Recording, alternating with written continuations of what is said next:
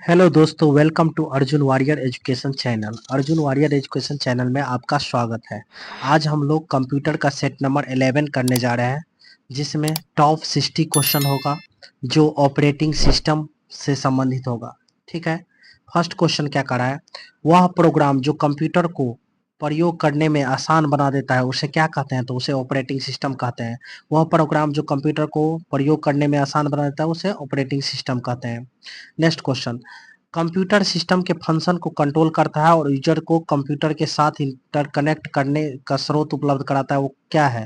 वो क्या कहलाता है? तो ऑपरेटिंग सिस्टम कहलाता है। क्या कहलाता है? ऑपरेटिंग सिस्टम कंप्यूटर के सिस्टम के फंक्शन को कंट्रोल करता है और यूजर्स को कंप्यूटर के साथ इंटरैक्ट करने के स्रोत उपलब्ध कराता है। ठीक है। नेक्स्ट क्वेश्चन, निम्नलिखित में से कौन सॉफ्टवेयर का प्रकार है जो कंप्यूटर में होने वाली आंतरिक क्रियाओं को नियंत्रित करता है एवं कंप्यूटर के सभी भागों को के कार्यों पर नियंत्रण करता है? वे क्या कहलाता है? तो ये भी आपका कहलाएगा operating system software. Operating system software. Operating system एक है। ऑपरेटिंग सिस्टम एक है, क्या है? तो system software. Operating system system software है। ऑपरेटिंग सिस्टम सिस्टम सॉफ्टवेयर है। कंप्यूटर की सेंट्रल प्रोसेसिंग यूनिट के मैनेजमेंट का कार्य कौन करता है? कंप्यूटर के सेंट्रल प्रोसेसिंग यूनिट सीपीयू के मैनेजमेंट का कार्य कौन करता है? मैनेजमेंट का कार्य करता है प्रोसेस मैनेजमेंट। प्रोसेस मैनेजमेंट कौन करता है? Process management. निम्नलिखित में से कौन ऑपरेटिंग सिस्टम के फंक्शन है? ऑपरेटिंग सिस्टम के फंक्शन कौन है? User interface, file system manipulation, resource allocation, सभी। ये सभी होगा। किसका उपयोग बहुत बड़ी फाइलों के लिए किया जाता है जहां फास्ट रिस्पांस टाइम महत्वपूर्ण नहीं होता? प्रेषित होने वाली फाइलें एक अवधि में एकत्रित की जाती है और फिर एक बैच के रूप में एक साथ भेजी जाती है। किसका उपयोग करके? तो ये होता है बैच प्रोसेसिंग। बैच प्रोसेसिंग का उपयोग करके बहुत बड़ी फाइलों के लिए किया जाता है जहां फास्ट रिस्पांस टाइम महत्वपूर्ण नहीं होता। प्रेषित होने वाली फाइलें एक अवधि में एकत्रित की जाती है और फिर एक बैच के रूप में एक साथ भेजी जाती है, बैच प्रोसेसिंग के थ्रू से।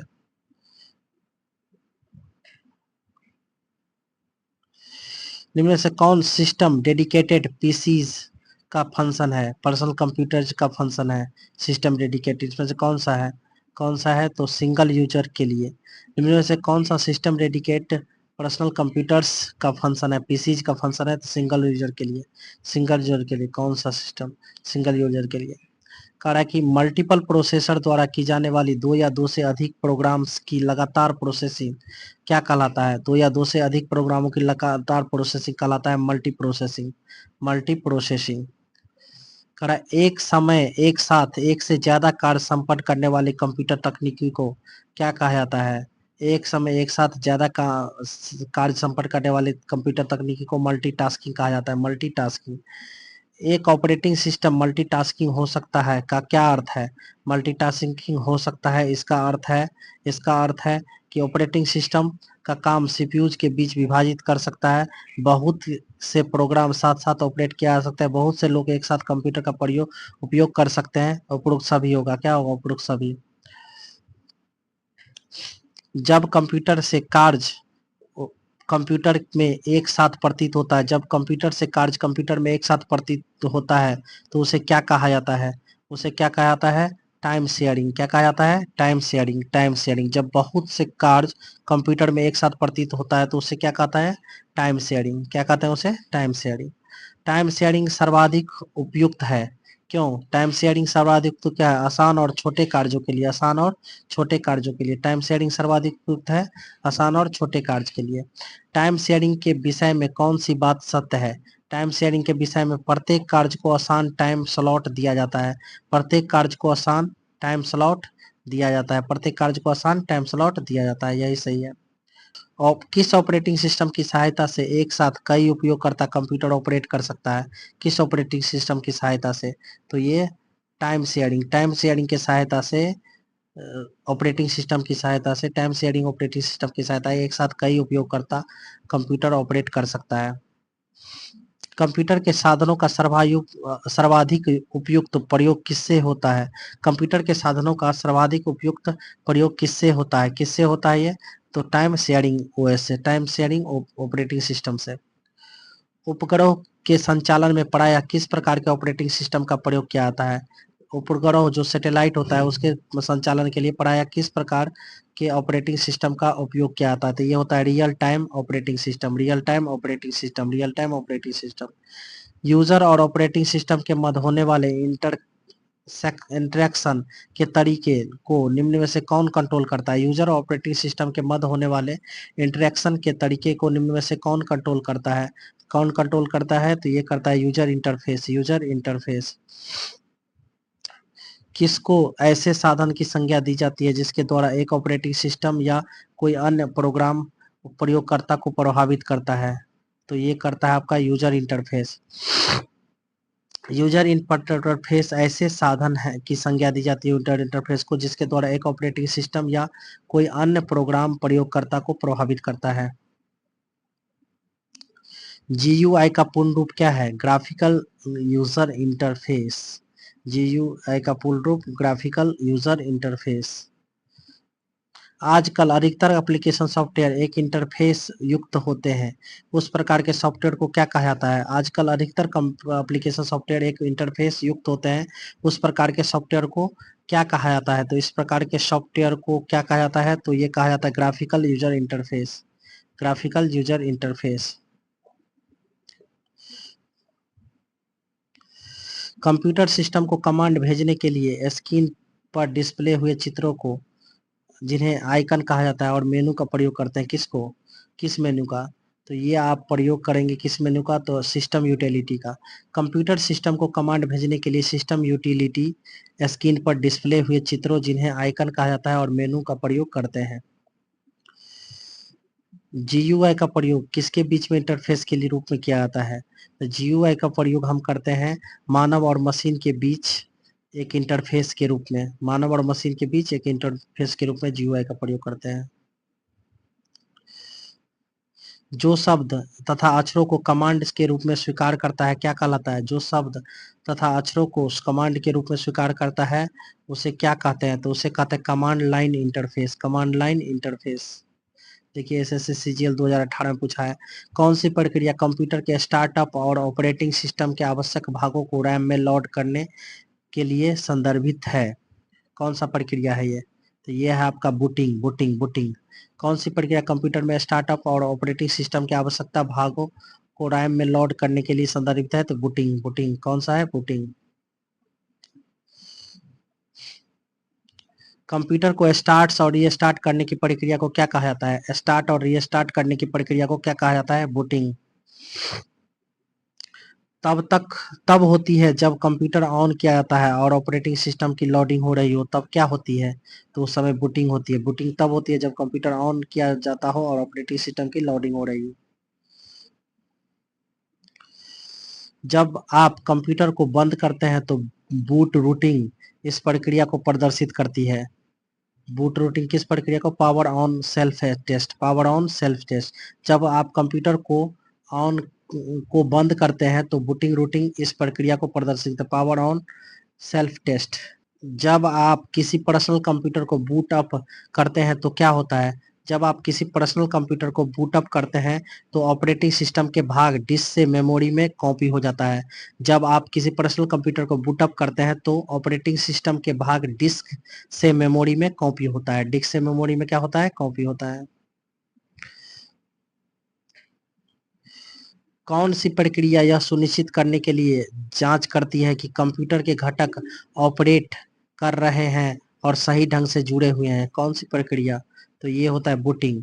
बूटिंग प्रक्रिया यह सुनिश्चित करने के लिए जांच की जा करती है कि कंप्यूटर के घटक ऑपरेट कर रहे हैं और सही ढंग से जुड़े हुए हैं। पहली बार किसी कंप्यूटर को स्टार्ट किया जाता है तो क्या कहलाता है?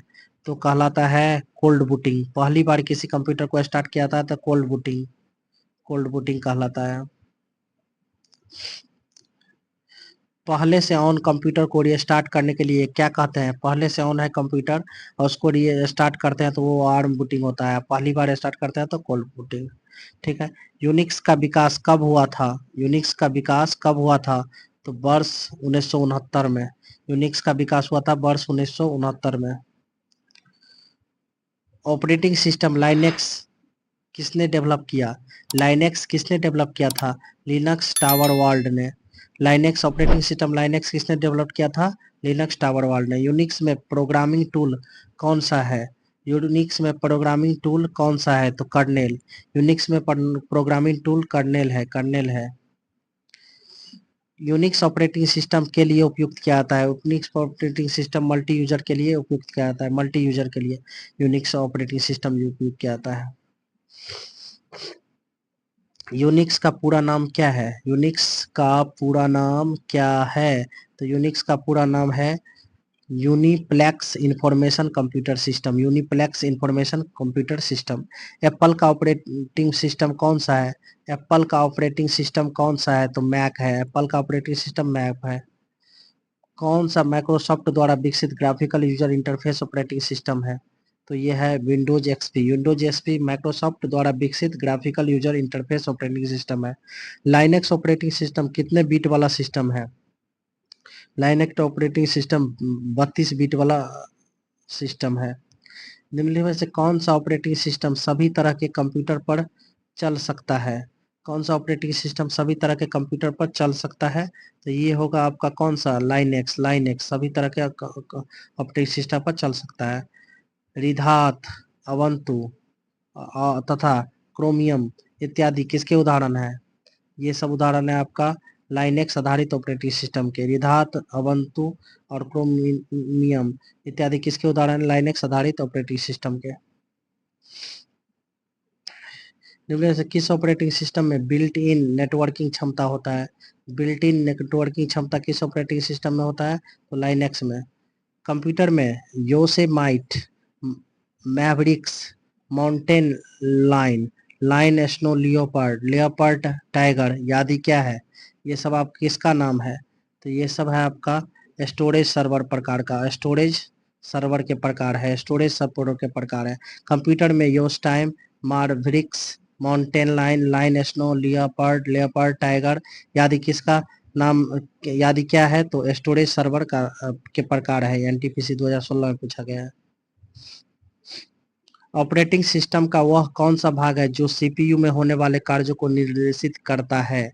तो सीपीयू में होने वाले कार्यों को निर्देशित करता है वो कर्नेल है, कर्नेल, कर्नेल ऑपरेटिंग सिस्टम का कर्नेल भाग।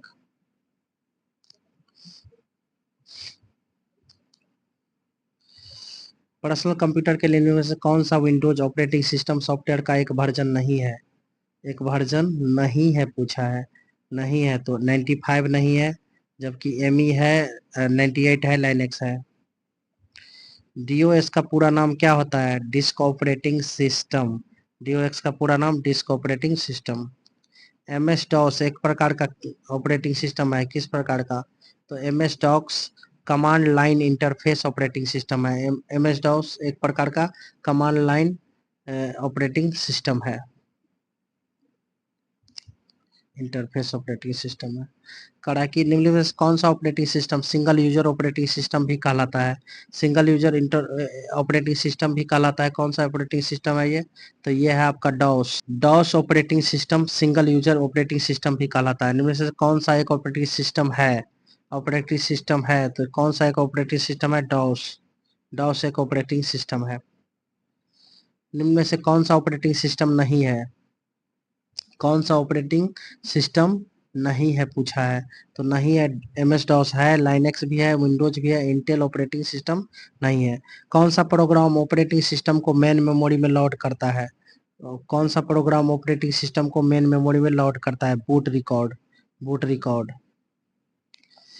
एक डिस्क को फॉर्मेट करने का अर्थ क्या है? एक डिस्क को आप फॉर्मेट कर रहे हैं, इसका अर्थ क्या है? फाइल को स्टोर करने के लिए डिस्क पर सेक्शन बनाना, फाइल को स्टोर करने के लिए डिस्क पर सेक्शन बनाना। स्वयं कमांड लाइन में एग्जीक्यूट होता है, स्वयं कमांड लाइन में एग्जीक्यूट होता है क्या?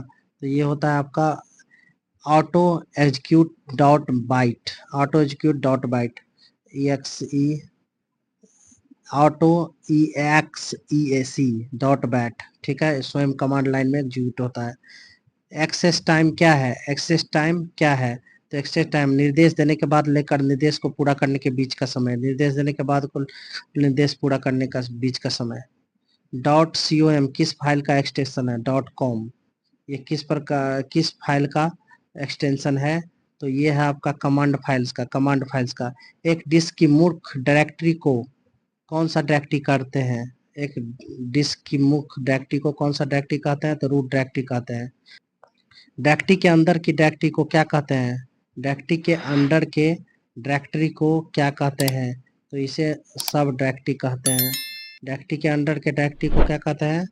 सब डायरेक्टरी, ठीक है। डायरेक्टरी के अंदर के डायरेक्टरी को सब डायरेक्टरी कहते हैं। प्रत्येक डिस्क के लिए कौन सा डायरेक्टरी आवश्यक है? कौन सा डायरेक्टरी आवश्यक है? Root directory. प्रत्येक डिस्क के लिए रूट डायरेक्टरी आवश्यक है। स्टोरेज डिवाइस पर स्थित नेम फोल्डर को क्या कहा जाता है? स्थित नेम फोल्डर को रूट डायरेक्टरी कहा जाता है। स्टोरेज डिवाइस पर स्थित मेन फोल्डर को क्या कहा जाता है? रूट डायरेक्टरी कहा जाता है। हेडलाइन ऑपरेटिंग सिस्टम का प्रयोग निम्न में से कौन करता है? कौन करता है हेडलाइन ऑपरेटिंग सिस्टम का प्रयोग निम्न में से कौन करता है? तो ये करता है आपका, कौन करता है? तो पीडीए करता है। गूगल द्वारा प्रस्तुत मोबाइल ऑपरेटिंग सिस्टम कौन सा है? गूगल द्वारा प्रस्तुत मोबाइल ऑपरेटिंग सिस्टम एंड्रॉयड है। अगर आपको ये वीडियो पसंद आया हो तो लाइक कीजिए और ऐसे ही वीडियो के लिए हमारे चैनल को सब्सक्राइब कीजिए। Thank you for watching.